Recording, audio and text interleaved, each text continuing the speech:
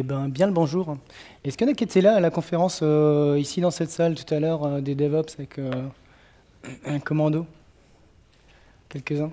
Alors j'ai à peu près la même voix en vrai que le mec qui a fait les commandos, mais pas aujourd'hui, parce que j'ai un peu la voix cassée, donc faudra m'excuser.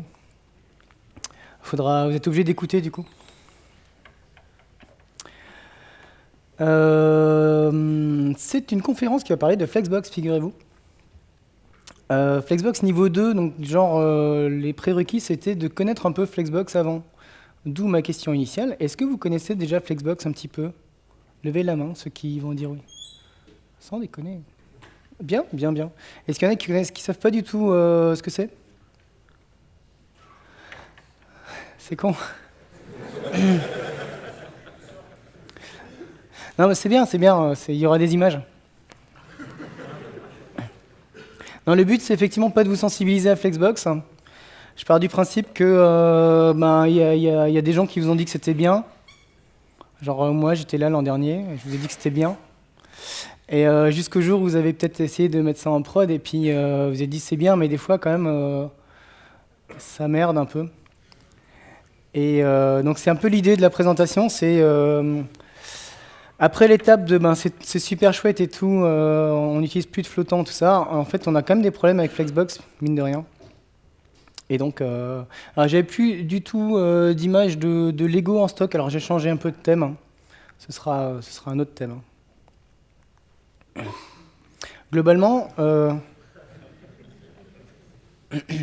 globalement, Flexbox, c'est un petit peu ça dans la vie. J'ai adoré cette image.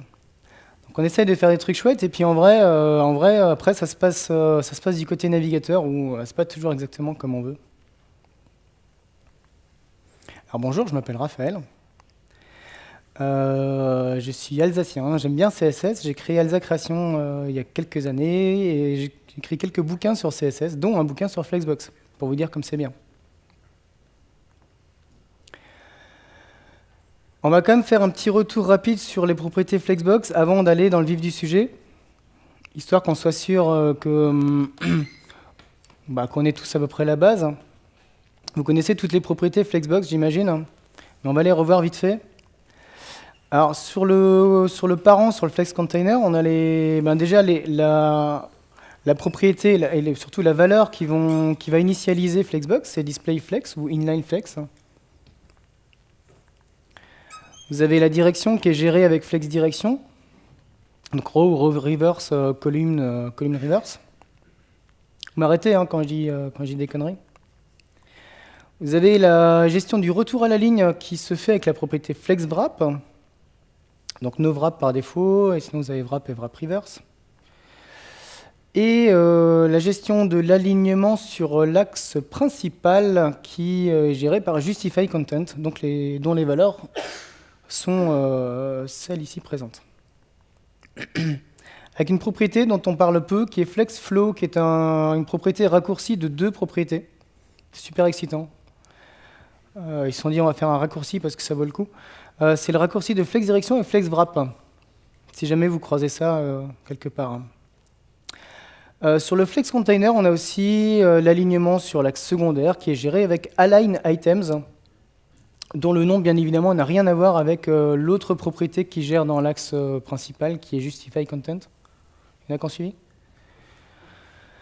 C'était pour détourner l'attention. On a Align Content qui ressemble à Align Items et en même temps aussi à Justify Content, mais qui en fait n'a rien à voir, et qui s'occupe de l'alignement quand vous avez plusieurs lignes, donc quand vous avez fait un flex wrap. Sur les flex items, on a les propriétés du genre order qui permettent de réordonner les éléments. On peut mettre n'importe quelle valeur, même négative, pour placer les éléments avant les autres. On a la propriété flex grow qui permet à un élément de s'agrandir ou pas. On a flex shrink qui permet à un élément de se rétrécir si besoin est ou pas. On a flex basis qui correspond à la taille de l'élément, qui par défaut vaut auto, donc la taille du contenu. Et là on se dit mais ils auraient pu utiliser width, ça aurait été plus simple, ça existe déjà. Et en fait, oui ils auraient pu, mais vu que Flexbox fonctionne dans les deux sens, L'avantage de flex basis, ben, c'est que vous avez dans un sens width et dans l'autre sens height. Donc ça vaut deux propriétés en une. C'est pas si bête que ça finalement. Et align self pour aligner des éléments indépendamment de l'alignement général sur l'axe secondaire. Sachant que justify self n'existe pas. Ça aurait été trop facile. Ça n'existe pas dans Flexbox, mais ça existe dans d'autres modules de positionnement comme grid layout. Très bien. Donc je pars du principe qu'on est super au point. Histoire de réveiller les derniers, d'après vous, est-ce que quelqu'un ici connaît la valeur par défaut de la propriété flex? On va les faire dans l'ordre. Qu'est-ce qui pense que c'est flex auto, la valeur par défaut? Levez la main. Qu'est-ce qui pense que c'est flex 1, la valeur par défaut? Qu'est-ce qui pense que c'est flex 0? Qu'est-ce qui pense que c'est flex 0, 1, 0? Qu'est-ce qui n'a pas compris la question? Qu'est-ce qui pense que c'est flex 1, 1 auto? Et qu'est-ce qui pense que c'est flex 0, 1 auto? Très bien. C'est bien entendu 0, 1 auto. Pour rappel, la propriété flex, c'est le raccourci de, dans l'ordre flex grow, est-ce que j'ai le droit de m'agrandir, flex shrink, est-ce que j'ai le droit de me rétrécir, et flex auto, qui est flex basis, donc la taille de l'élément. Effectivement, les valeurs par défaut de ces trois propriétés sont respectivement 0, 1 et auto. C'est cool, hein? Alors, on a dit que ce n'était pas un truc d'initiation, donc on va tout de suite passer aux choses sérieuses. Des fois, il y a des trucs qui marchent, des fois, il y a des trucs qui ne marchent pas. Des fois, on ne comprend pas pourquoi c'est lui qui gagne la propriété, et des fois, c'est flex string, des fois, c'est flex wrap, des fois... Enfin, c'est quoi le truc, hein, le principe? Eh bien, je vais vous le dire. On va prendre un exemple concret. On va utiliser à la fois flex basis, donc qui est la taille de l'élément, et width, qui est la taille de l'élément. Ce sont deux propriétés différentes, elles ne sont pas censées s'écraser en CSS. Donc on va voir, on va mettre bien sûr des valeurs différentes, et on va voir qui est-ce qui gagne. D'après vous, qui est-ce qui gagne? C'est l'un des deux. C'est parti. Super animation. C'est flex basis qui gagne. Donc c'est bon à savoir, hein, quand flex basis est renseigné, votre width en fait ne sert à rien, il est forcément écrasé par flex basis. Et c'est là où on en arrive à toutes les priorités de Flexbox, hein, le tableau qu'il faut retenir par cœur si vous voulez comprendre pourquoi des fois ça marche et des fois ça ne marche pas dans Flexbox. C'est ce tableau-là qui fonctionne. Globalement, tout en bas de la pile, on a flex basis auto. Flex basis auto, il est forcément écrasé par la propriété width quand elle est renseignée. Par contre, flex basis qui a une valeur, et lui devient prioritaire par rapport à width.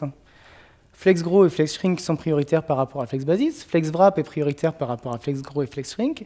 Max width est prioritaire par rapport à flex wrap et min width est prioritaire par rapport à max width. Forcément. C'est bon, vous l'avez par cœur? Très bien. Prenons un cas concret. J'ai un container. Le container, c'est le truc blanc. Est-ce qu'il y a des gens qui ont des problèmes avec les couleurs, des daltoniens? Ouais. Bon, alors salade, tu arrives à lire ou c'est bon? Au niveau du contraste, c'est bon. Alors, on a 4 éléments, salade, tomate, oignon, picambière. Mon parent a un display flex, donc mes enfants s'affichent les uns à côté des autres. Jusque-là, pas de surprise. Et je vais appliquer une largeur de 50% à chaque flex item. 50%, ça veut dire très concrètement, je dois occuper 50% de la taille de mon parent. Sachant qu'ils sont 4, c'est assez peu probable qu'ils s'affichent de cette manière-là. Vous êtes d'accord ou pas? Très bien, merci. Pourquoi ça s'affiche comme ça? Eh bien, je vais vous le dire, parce que flex shrink, ici, je sais pas, je vais m'éloigner, flex shrink ici présent, est prioritaire par rapport à width. Donc, je pourrais mettre 3 milliards de pourcents, je pourrais mettre 3 milliards de pixels. De toute façon, FlexShrink est prioritaire. Donc, va s'appliquer prioritairement. FlexShrink, c'est forcer l'élément à se réduire. Et je le prouve. Enfin, c'est une demi-preuve. Hein. J'aurais pu écrire ce que je veux. 150%, ça rentre toujours de la même manière. Donc ça, c'est un peu perturbant, mais c'est comme ça. C'est parce que FlexShrink est prioritaire. Si je passe à la ligne avec un FlexWrap, dans ce cas-là, c'est FlexWrap qui devient prioritaire. Puis FlexShrink s'applique, parce qu'on est toujours sur des éléments qui font 150%. Et ensuite, seulement, si on a besoin, c'est width qui s'applique. Voilà, globalement. Donc c'est quand même bon de savoir quel est l'ordre des priorités, des propriétés prioritaires de Flexbox. Voilà. Donc on en arrive à, est-ce que vous avez compris ou pas, à faire un petit quiz de quelle est ma taille. Cas de figure numéro 1, j'ai un Flex Container. C'est, on voit ma souris? C'est lui, hein, c'est le truc d'une couleur improbable. Hein, qui, on aurait dit, qui fait 1000 pixels de large. Et j'ai un Flex Item à l'intérieur, donc son enfant, qui a les propriétés suivantes, Flex 1, width 250 pixels. La question est, quelle est la taille de ce Flex Item une fois que le navigateur aura parsé ses CSS? Qui est-ce qui pense qu'il fait 250 pixels? Qui est-ce qui pense qu'il fait 1000? Qui est-ce qui pense qu'il fait autre chose? Qui est-ce qui ne pense pas? Bien évidemment, la réponse est 1000.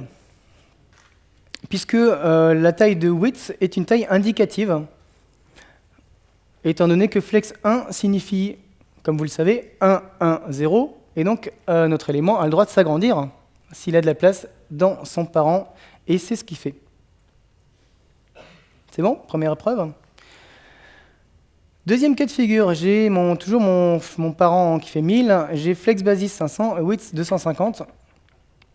Ne devrait pas vous tromper, qui pense qu'il fait 250?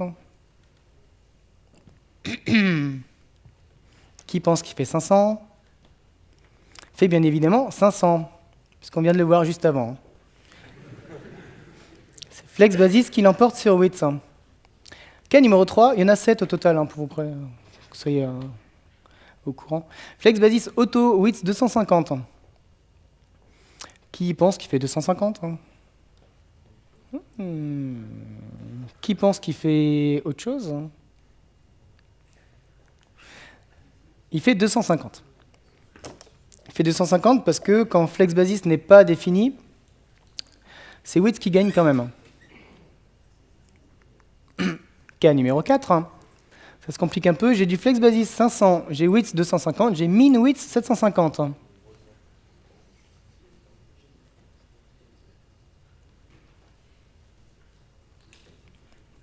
Un indice s'affiche sur votre écran. Qui pense qu'il fait 250? Qui pense qu'il fait 500? Qui pense qu'il fait 750? Qui pense qu'il fait autre chose? Et effectivement, comme on l'a vu, c'est min width qui l'emporte. Donc même si vous avez du flex basis et du width, c'est min width qui l'emporte. Cas numéro 5, flex basis 500, flex shrink 1 et min width 1250.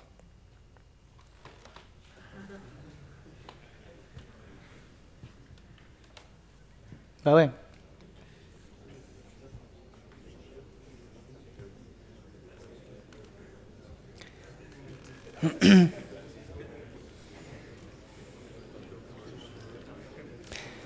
Oula, oula, oula, oula. Qui pense qu'il fait 500? Qui pense qu'il fait 1000? Qui pense qu'il fait 1250? C'est bien évidemment 1250. Il faut suivre un peu. Min width, il est tout au-dessus de la pile. Donc même s'il y a un flex shrink, c'est min width qui gagne. Il a été facile. Cas numéro 6, flex basis 0. Flex shrink 0, width 250 pixels.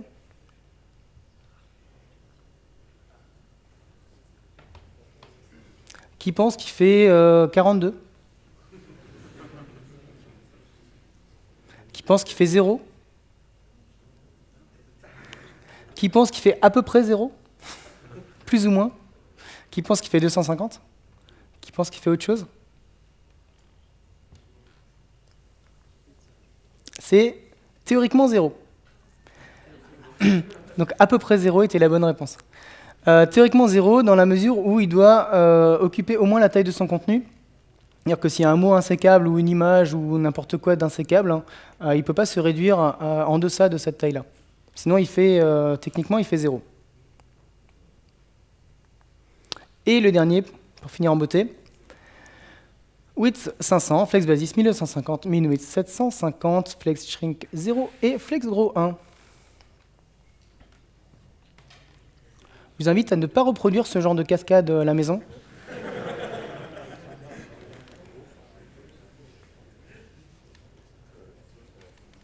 Mais bon, c'est facile. C'est donc bien évidemment 1337. Alors, qui pense que c'est 0 500 750 1250 1000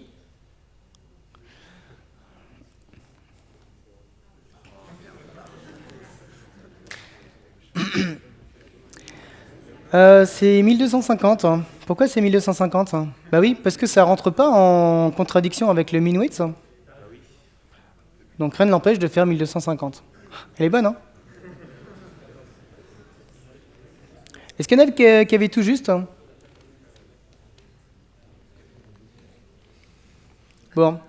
Autre point intéressant, si vous êtes déjà attaqué à flex grow et flex shrink, on ne sait jamais quelle taille il fait à la fin l'élément. Donc en fait, il y a un calcul, ça correspond à un calcul mathématique. Donc flex grow, pour rappel, c'est le facteur d'agrandissement. Est-ce qu'un élément a le droit de s'agrandir? Par défaut, les éléments ont une valeur de 0 dans flex grow. Donc même s'ils ont de la place dans leurs parents, ils ne vont pas s'agrandir. Jusque-là, tout va bien. Si un élément a une valeur flex grow supérieure à 0, par exemple 1, il va s'approprier à lui tout seul l'espace restant et s'agrandir en conséquence. Si plusieurs éléments ont une valeur de flex grow, ils vont se répartir l'espace restant proportionnellement à leur valeur de flex grow. C'est comme ça que ça fonctionne. Donc là, 2 tiers, 1 tiers de l'espace restant. C'est bon? Ça ne veut pas dire que tomate est 2 fois plus grand que salade. C'est-à-dire que tomate, par rapport à sa taille initiale, c'est approprié 2 tiers de l'espace restant. Et salade, par rapport à sa taille initiale, c'est approprié 1 tiers de l'espace restant. Méditez là-dessus. Flex shrink, c'est la même chose, mais dans l'autre sens, donc pour se réduire quand on en a besoin. Si tout le monde a 0, ben, ils occupent leur taille de flex basis, 500. Ceux qui ont une valeur de flex shrink supérieure à 0 vont se réduire en s'appropriant négativement l'espace restant. Et même si je mets rien, pour rappel, ça fonctionne puisque flex shrink par défaut a une valeur de 1. Alors comment se fait le calcul? Il se passe en 4 étapes. La première étape, le navigateur va devoir calculer l'espace qui reste. L'espace qui reste, il est privilégiément basé sur la valeur de flex basis, si elle est renseignée. Sinon, ce sera width et éventuellement avec des min width et des max width. Ensuite, il se pose la question, est-ce que cet espace restant est-il négatif? Auquel cas, flex grow est capable de s'appliquer. Non, positif, pardon. Ou alors l'espace restant est négatif et dans ce cas-là, flex shrink est capable de s'appliquer. Puis, on va compter le nombre de flex grow présents et leur valeur totale, ou alors le nombre de flex shrink présents et leur valeur totale. Et ensuite, on applique tout bêtement la formule qui est flex grow sur la somme des flex grow fois la largeur du flex container moins la somme des flex basis, bien sûr, et qu'on ajoute au flex basis de chaque flex item. C'est la formule simple, la formule de flex shrink est un peu plus compliquée.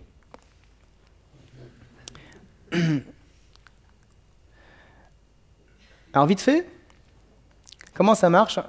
Je prends deux éléments, salade et tomate, qui ont pour valeur flex 1. Flex 1, pour rappel, c'est 1, 1, 0. Pour le calcul de l'espace restant, donc même si visiblement ces éléments ont une taille, le calcul se fait avec flex basis qui vaut 0. Donc l'espace restant dans le container est de 1000 pixels. Ouais. Comme ils ont tous les deux une valeur de flex gros identique, ils vont se répartir équitablement l'espace qui reste, donc la moitié chacun, 500 pixels chacun, qu'ils ajoutent à leur taille de départ étant 0, puisqu'ils ont un flex basis 0. Ça leur fait 500 pixels chacun, et donc ils occupent bien évidemment la moitié de l'espace chacun. Là où ça devient plus rigolo, c'est quand vous avez des valeurs un peu différentes, genre flex 2, 0, 300 sur le premier, et 1, 0, 400 par exemple sur le deuxième. L'espace restant, c'est la somme des flex basis, donc 700, 1000 moins 700 égale 300. Et on répartit à 2 tiers, 1 tiers, donc 2 tiers pour le premier, 300 pour le premier, et 1 tiers pour le deuxième, donc 100 pour le deuxième, et au final, croyez-moi sur parole, ça fait 500 et 500 aussi. Vous n'êtes pas obligé de savoir ça dans la vie, mais tant qu'à faire, je me suis dit que ça pourrait servir un jour.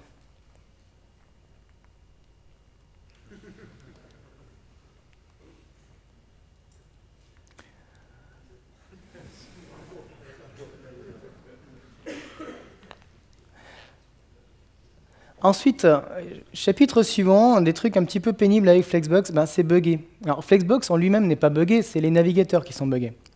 C'est principalement certains navigateurs qui sont buggés.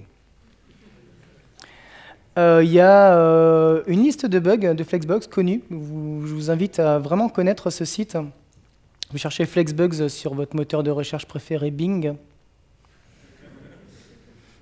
Et vous trouverez cette liste-là. Il y a actuellement 14 bugs connus de Flexbox. C'est important de les connaître. Je vous en passe 5. 5 rapidement parce que c'est les plus tordus. Alors, bug numéro 1 qu'il faut connaître, c'est qu'un flex item ne peut pas être un élément inline sur certains navigateurs.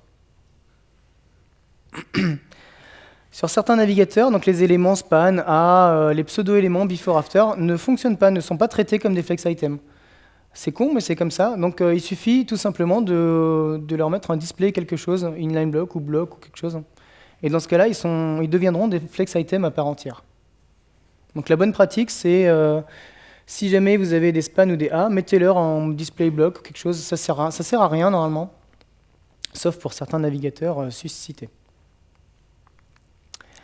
Bug numéro 2, toujours dans certains navigateurs. La propriété box sizing, qui est très très pratique, box sizing border box, ne fonctionne pas pour flex basis. Donc les paddings et les bordures s'ajoutent à la taille du flex basis, ce qui est généralement pénible. Là, il n'y a pas de super solution en fait. Il faut juste éviter d'utiliser flex basis et remplacer plutôt par width et height, comme ça on sait que box sizing va fonctionner. Ensuite, toujours dans certains navigateurs, la valeur fonction de calque, qui devient de plus en plus utilisée, parce qu'elle est très très pratique, ne fonctionne pas non plus sur flex basis. Donc si vous voulez calculer un flex basis avec calque 100% divisé par 3, par exemple, ça ne marchera pas. Et il n'y a pas vraiment de solution pour ce navigateur en particulier. Ensuite, toujours, c'est un pur hasard. Sur Internet Explorer 10 et 11, il y a une particularité assez particulière qui est que la propriété FlexBasis nécessite absolument une unité, même quand c'est 0. Et donc, il faut écrire tout bêtement 0%, 0 pixel ou 0 banane. Mais flex 110 par exemple ne marche pas, ça ne fonctionne pas, c'est pas pris en compte. Et le dernier,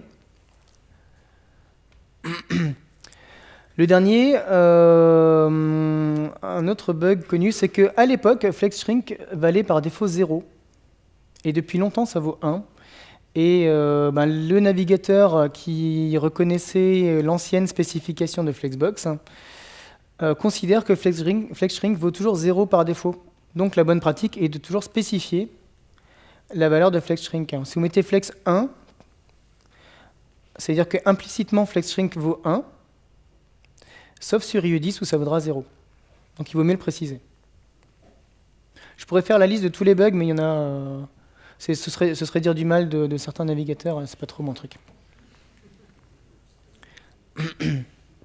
Voilà.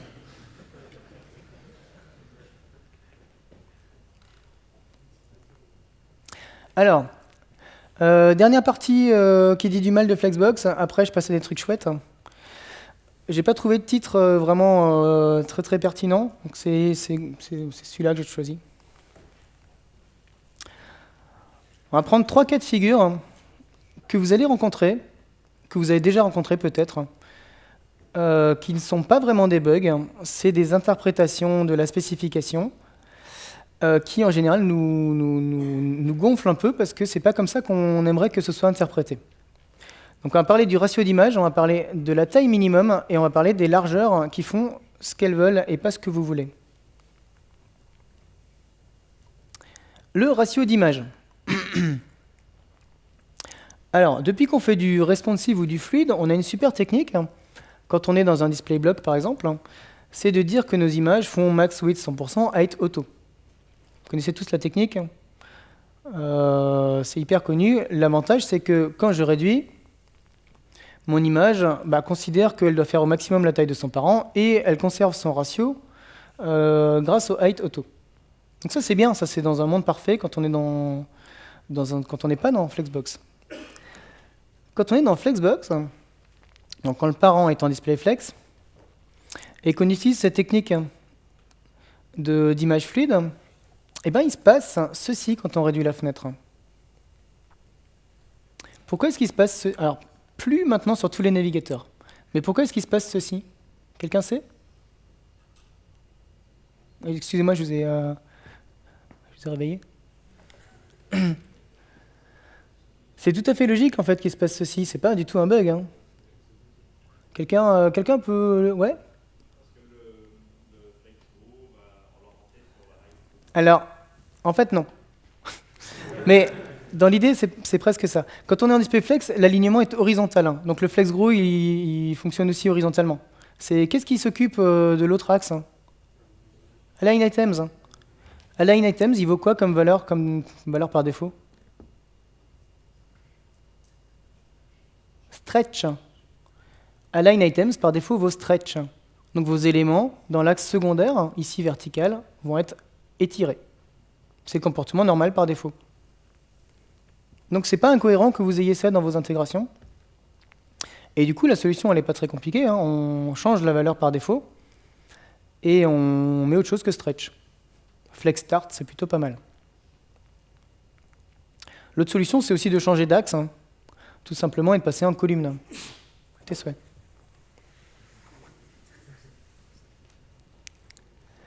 Donc voilà pour le premier. Le deuxième cas de figure que vous risquez de rencontrer, c'est ce genre-là. Prenez un élément div qui serait un container flex. Mettez-y un paragraphe. Je ne sais pas si on voit très bien au niveau du contraste, mais c'est un paragraphe. Un paragraphe à qui j'ai appliqué une propriété wordWrap breakWord pour que les contenus, les mots longs et les choses qui débordent passent à la ligne. C'est couramment utilisé, ça fonctionne sur tous les navigateurs. Eh bien, figurez-vous que rien pour l'instant, que si vous avez un mot long, par exemple un lien, un A, ça rentre tant que ça rentre, et quand je réduis ma fenêtre, il se passe que mon paragraphe n'applique pas du tout son wordWrap, et que c'est mon lien qui conserve sa taille. Alors là, accrochez-vous. Voilà, pardon. D'abord, je vous donne la solution. La solution, elle est tordue. On s'y attend pas forcément. C'est d'appliquer un min width 0 sur le paragraphe. Et ouais. Alors pourquoi? Parce que, superbe citation des spécifications. En gros, en résumé, depuis Flexbox, les propriétés min-width et min-height, acquiert une nouvelle valeur qui est auto, qui n'existait pas avant. Avant, c'était 0.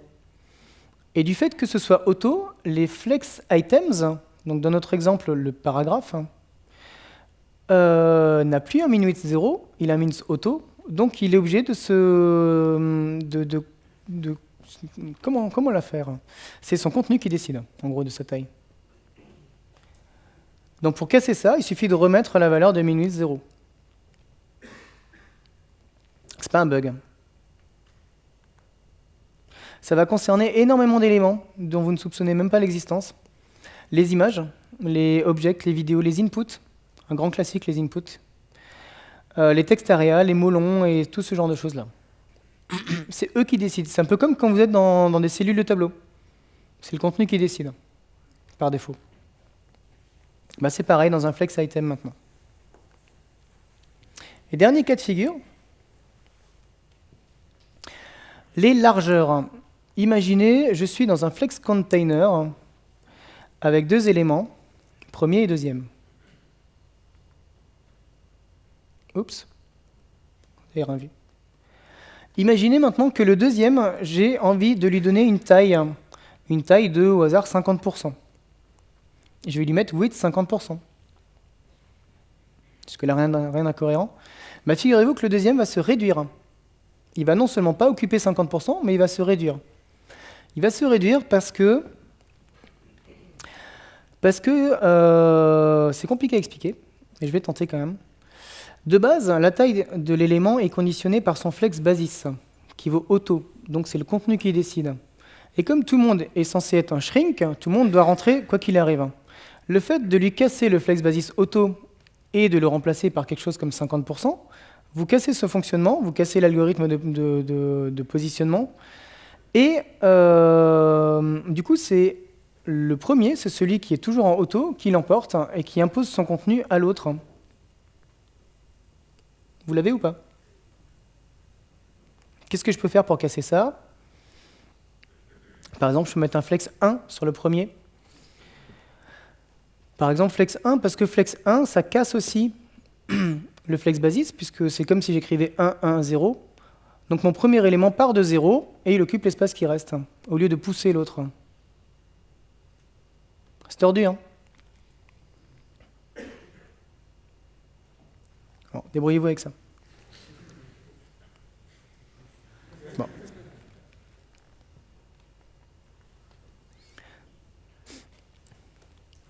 Alors, au-delà de toutes ces considérations un petit peu pénibles, il y a quand même des choses bien dans Flexbox. Par exemple, les grilles. Alors, je vous préviens tout de suite, c'est pas fait pour les grilles, hein, les Flexbox, mais c'est vachement mieux que le reste.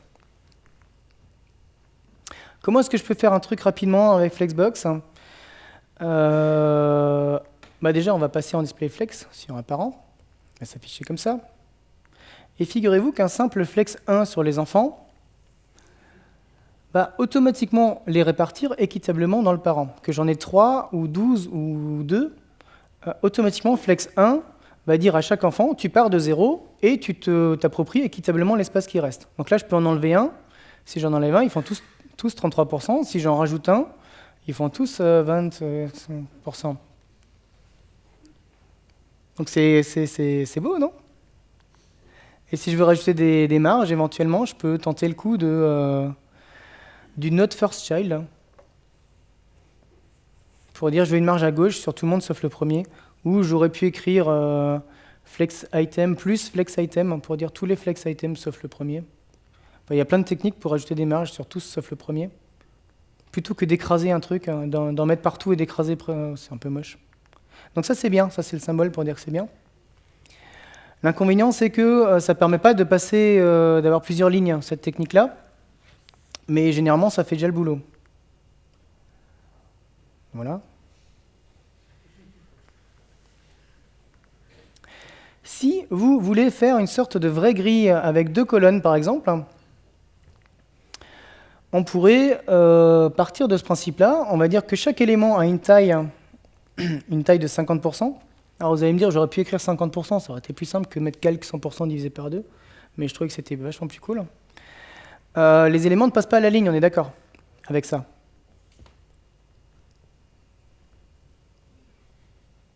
puisque c'est FlexString qui l'emporte sur width. Donc, on est obligé de forcer le retour à la ligne avec un FlexWrap. Une fois que mon FlexWrap s'applique, alors il va pouvoir calculer son 100% divisé par 2. Si je veux 3 colonnes, c'est là que devient intéressant mon calque, bah, je fais 100% divisé par 3. C'est quand même vachement mieux que de mettre 33,33333. Donc c'est bien, il y a beaucoup moins d'inconvénients que des floats et des inline blocks, ce genre de choses. Je rentre pas dans les détails, mais en vrai c'est bien. C'est pas parfait parce qu'il y a plein de choses qui sont pas gérées dans Flexbox parce que c'est pas son boulot. Il n'y a pas de notion de gouttière par exemple. Les gouttières, il faut les faire à la main et c'est un peu compliqué, comme avec les autres positionnements. Donc c'est mieux que les autres, mais c'est pas l'idéal. L'idéal, ce sera grid layout, hein, qui est une autre spécification. Pour faire des grilles, ça tombe bien. C'est pas l'idéal, mais ceci dit, il y a quand même un paquet de frameworks qui utilisent des grilles en Flexbox, notamment Bootstrap 4, entre autres. Et j'ai vu récemment un mec qui s'amusait à faire une grille de 93 octets, donc qui tient là dans le truc, avec gouttière et tout. Donc ça donne ça.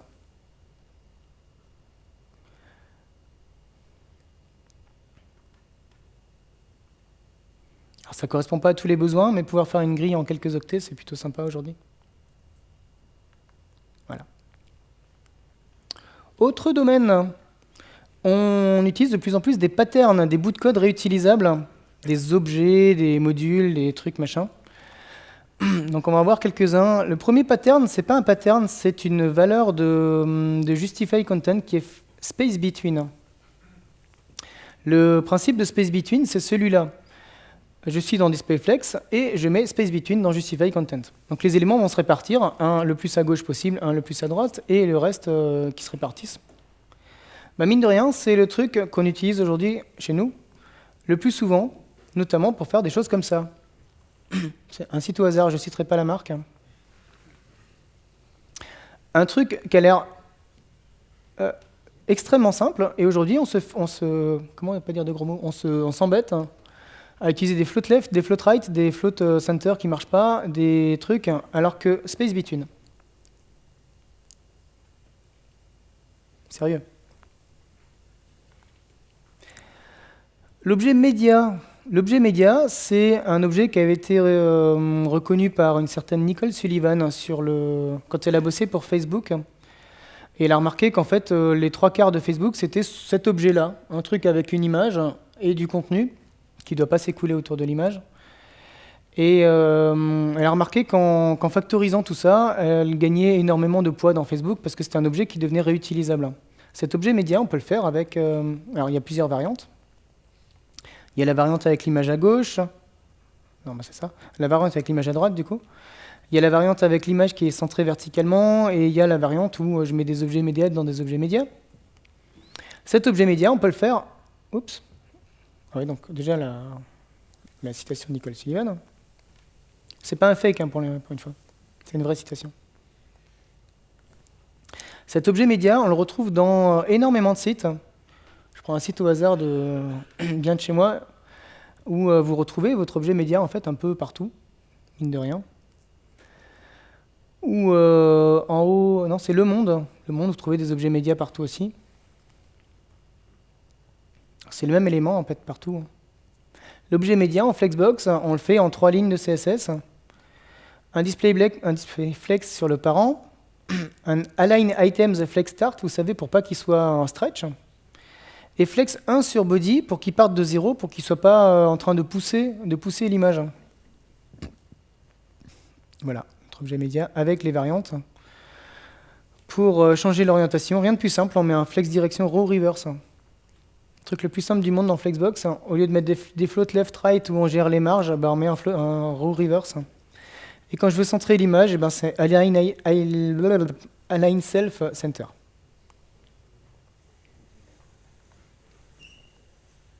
L'autre objet, l'objet autogrid, c'est une grille qui n'en est pas une. C'est quand on veut répartir X éléments sur une ligne. Je prends un site au hasard, où on retrouve ça un peu partout. C'est exactement ça. Plutôt que de faire des grilles compliquées pour faire tout ça, ou encore d'autres cas de figure, on le retrouve vraiment énormément, ce genre de pattern. Ce pattern autogrid, vous le faites en 2 lignes, c'est un display flex sur un parent et un flex 1 sur les enfants. C'est fini. Avec éventuellement des marges si vous avez envie, ou des éléments qui sont plus grands que les autres si vous avez envie.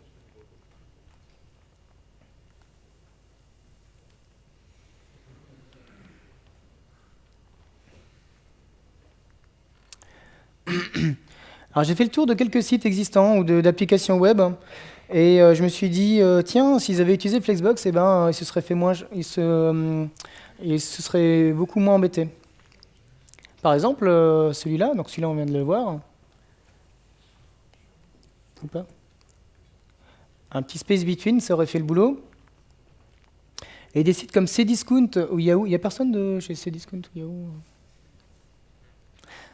Dans la version mobile de Cdiscount, on aurait pu faire la même chose, on aurait pu jouer sur Space Between pour l'entête. Ça marche très très bien. On aurait pu utiliser Flexbox pour l'input. Alors un input qui occupe toute la taille ou presque. C'est vachement pénible, je ne sais pas comment vous faites vous, mais c'est pas 100% toute la taille, et c'est pas auto, parce que auto c'est la taille du input. Donc si je veux un input qui occupe le reste de la largeur, moins le bouton, eh ben, c'est ultra pénible. En Flexbox, c'est tout con, on met Flex 1 sur le input et c'est réglé. Et puis vous avez des objets médias, forcément. Donc on retrouve plein de petits bouts Flexbox en fait dans ces sites-là. Asana, je ne sais pas si quelqu'un connaît, c'est un outil de gestion de tâches. Asana, on a le fameux Space Between en haut. On a un truc qui marche bien aussi dans Flexbox, c'est quand on veut pousser un ensemble d'éléments, vous mettez margin left auto sur ces éléments-là, et ils sont poussés sur leur ligne, ainsi que tout ce qui suit. C'est super pratique aussi. C'est vachement mieux que mettre des flottes. Align Items Center, pour centrer verticalement. Parce que je ne sais pas si on vous a déjà dit, mais c'est un peu compliqué de centrer verticalement en CSS.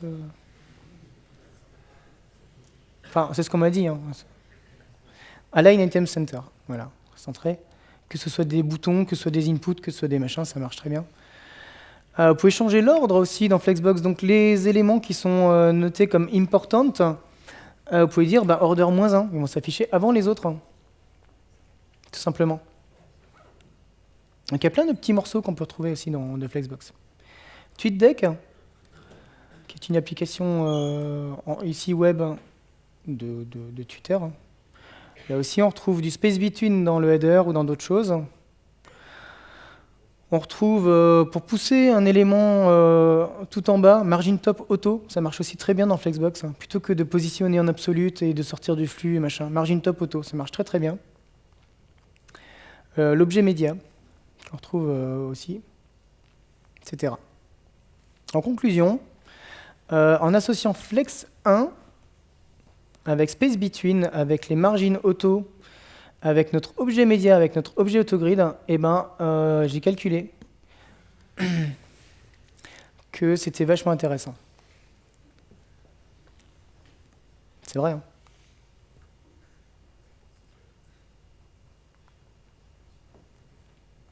Je sais pas combien de temps il reste, on va faire le quiz de la mort.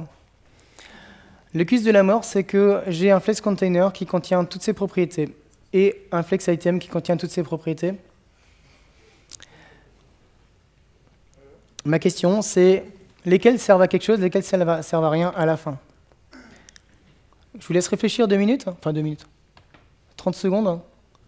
Et puis on va faire propriété par propriété. Je vous donne un indice, on va dire que la première elle sert à quelque chose, sinon il n'y a plus rien qui marche.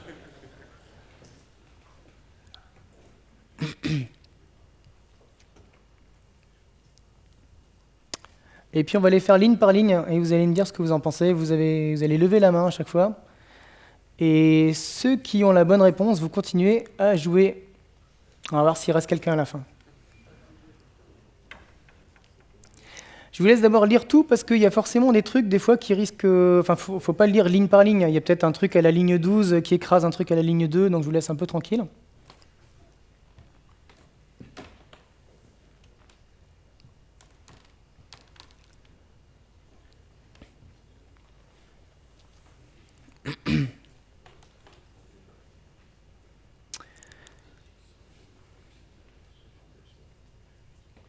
Bon, c'est parti. Alors, vous levez la main, ceux ou celles qui pensent qu'on va conserver FlexFlow colonne NoVrap. On va la conserver parce que ça sert à quelque chose. Levez la main, ceux qui pensent qu'on le conserve.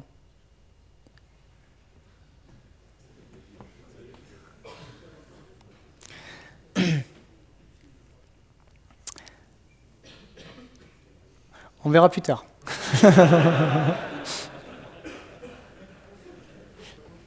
Levez la main ceux qui pensent qu'on va garder aussi Align Items Space Between. Que ça sert à quelque chose. Très bien. On verra plus tard. Levez la main ceux qui pensent qu'on va garder Flex Direction Row. Vous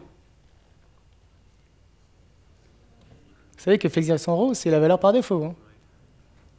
Mais peut-être qu'il faut le garder quand même. Alors, FlexFlow colonne wrap. Je reviens sur ma ligne 2. FlexFlow, c'est flex direction et flex wrap. Là dedans, j'ai column et noWrap. noWrap, c'est la valeur par défaut de flex wrap. Donc celle-là, éventuellement, que je la mette, ne sert pas à grand-chose. Par contre, j'ai flex direction column. Et comme de toute façon c'est écrasé par flex direction row, on est d'accord que de la deuxième ligne, je ne garde plus rien.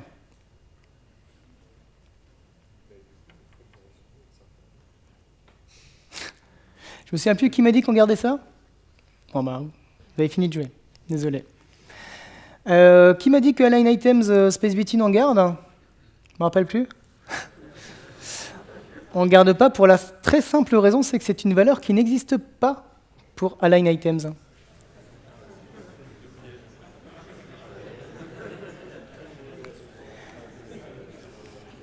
Et flex direction row, on ne le garde pas, puisque même s'il écrase le truc précédent, une fois qu'il a écrasé, c'est le truc par défaut, donc il ne sert à rien.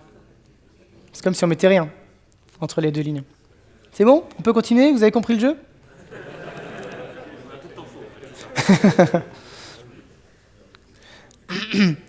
Ah, je vous aide, suivant on le garde. Sinon il n'y a plus rien qui marche. Très bien, alors on passe au flex item. Qui pense que display block sert à quelque chose là-dedans? Qu'on le garde, donc. Qui pense qu'on le garde? Alors, oui, pardon. Dois-je préciser, on est dans un monde idéal où tous les navigateurs sont conformes et où il n'y a pas d'Internet Explorer. On garde ou pas? On ne garde pas. On ne garde pas parce que display en fait ne s'applique pas sur un flex item.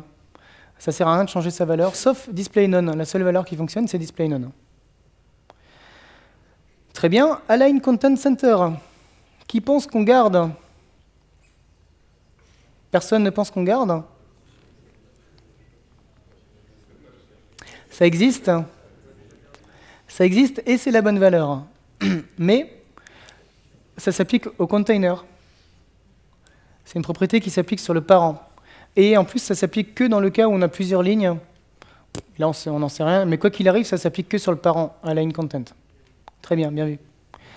Flex shrink 1. On garde ou on garde pas? Qui pense qu'on garde? Moi, j'aurais tendance à dire que c'est la valeur par défaut.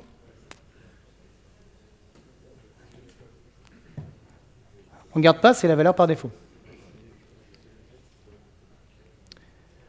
Float left, qui pense qu'on garde? Personne? Vous avez compris le jeu, c'est ça? Float left ne s'applique pas sur un flex container, sur un flex item. C'est très important de le savoir, vous ne pouvez pas avoir un float left sur un flex item. Clear both. Je garde. Qui garde? On ne garde pas, parce que ça ne s'applique pas. Z-index moins 1, qui garde? Personne? Ah, merde alors. Z-index s'applique, aussi curieusement que ça paraisse. Z-index, normalement, ne s'applique que sur des éléments qui sont positionnés, qui ont position de point quelque chose. Et depuis Flexbox, ça marche aussi sur des flex items. Ils n'ont pas besoin d'être positionnés. Donc ça va s'appliquer. Bottom 1EM, qui garde? Ça s'applique sur quoi, normalement, les propriétés top right, bottom left?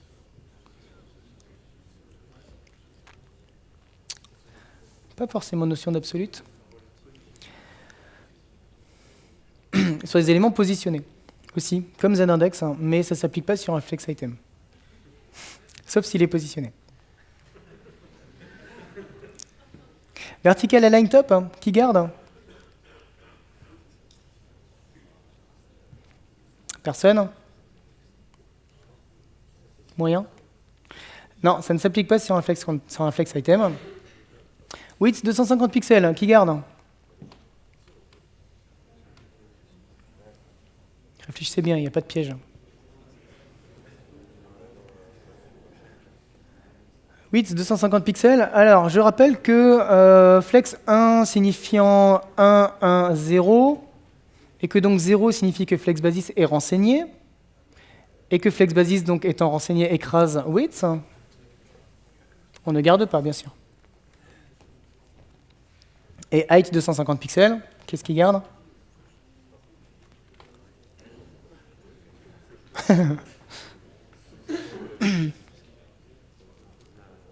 Ben oui, bien sûr qu'on garde, forcément. C'est logique, parce qu'on est dans un alignement horizontal.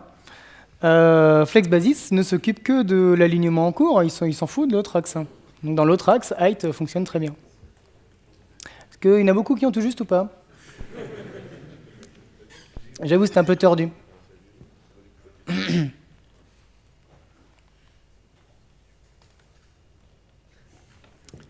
Bon, comme quoi, il y a beaucoup de choses sur Flexbox à dire. Je termine avec quelques ressources.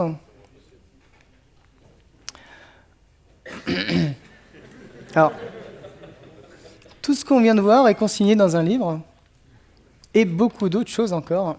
Un livre pas cher du tout, je crois. Sinon, il y a une référence ultime avec quasiment toutes les ressources anglophones du monde. Vous trouvez sur GitHub, vous cherchez Awesome Flexbox. Vous avez énormément de choses sur Flexbox, ça vaut le coup de jeter un œil là-dessus. Flexibility, si jamais vous avez encore le courage d'essayer de faire du Flexbox pour les très vieux navigateurs. C'est un polyfill qui fonctionne très bien, qui n'est pas très gourmand et qui consiste juste à mettre, le JavaScript, plus vous précisez que c'est un JS DisplayFlex sur un parent et puis il s'occupe de toutes les autres propriétés. Vous n'avez pas besoin de mettre du JS partout. Vous préfixez juste le parent et il s'occupe du reste. On l'a fait une fois dans notre vie, c'est pas mal. Un autre site intéressant qui s'appelle Flexbox Patterns. C'est, comme son nom l'indique, un site qui regroupe des composants constitués avec Flexbox. Une grille parmi tant d'autres faites en Flexbox. Ça s'appelle Griad, qui a été constituée en Alsace. Et puis, il me restait du spam. Si jamais vous ne savez pas, on fait des formations chez Alsa Création. On nous a dit que c'était bien. Voilà, je crois que...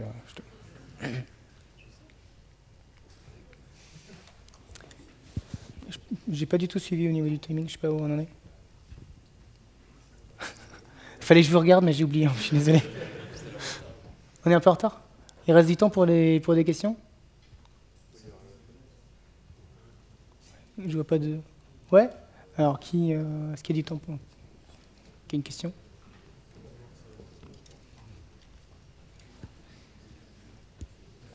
Très bien. Quand c'est pas du Angular... Oui, jeune homme. Est-ce qu'il y aurait Est-ce qu'il y aurait une sorte de linter qui permet un peu de faire ce qu'on a fait là, de dire ça sert, ça sert pas, enfin, de quelque chose qui permettrait au moins d'aiguiller un petit peu quand on écrit tout ça Pas à ma connaissance, non. Non, je pense pas. Je pense que CSS-Lint, il en est encore à l'étape de dire que mon box sizing, c'est pas compatible IE6. Je pense que non, on est assez loin d'avoir un outil pour ça.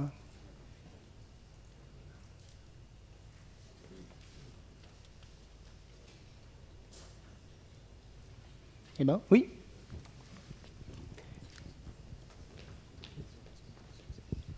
Oui, j'ai une petite expérience que j'ai eue sur Flexbox, j'ai eu des régressions sur des mises à jour de Safari. Vigre. Est-ce que vache. c'est arrivé et comment on fait? Enfin, du coup, on a dû forcer avec des widths dégueulasses, je crois, des valeurs. Je sais Alors, pas comment on avait fait, des 1000 widths. ça dépend. C'était pas IE pour une fois. Hein. Ouais, non, mais est-ce que tu préfixes, hein? Tu utilises autopréfixeur ou quelque chose pour ajouter les bons préfixes? Ouais, on avait autopréfixeur, mais Autopréfixeur. genre c'était le bug était sur un iPhone qui avait une version plus récente de Safari que sur le browser, qui était lui plus vieux mais qui fonctionnait. Enfin, il y avait un décalage entre le device et les versions et Safari. C'est difficile de faire du debug comme ça, mais c'est possible que ce soit un truc qui était prévu dans les specs au départ, et tu l'as fait comme c'était prévu dans les specs au départ, et peut-être que comme c'est une ancienne version de navigateur, ça a respecté l'aspect de l'époque, qui est stable depuis, je crois que depuis 1 an, elle est vraiment stable. Donc si le navigateur est plus ancien, peut-être qu'il se basait sur un truc plus ancien. Ouais. C'est pas des cas extrêmement fréquents, effectivement. Des régressions, mais c'est souvent sur Chrome, plutôt sur Chrome que ça arrive, ce genre de choses. Mais là, comme ça, tout de suite, j'ai pas de solution à te proposer.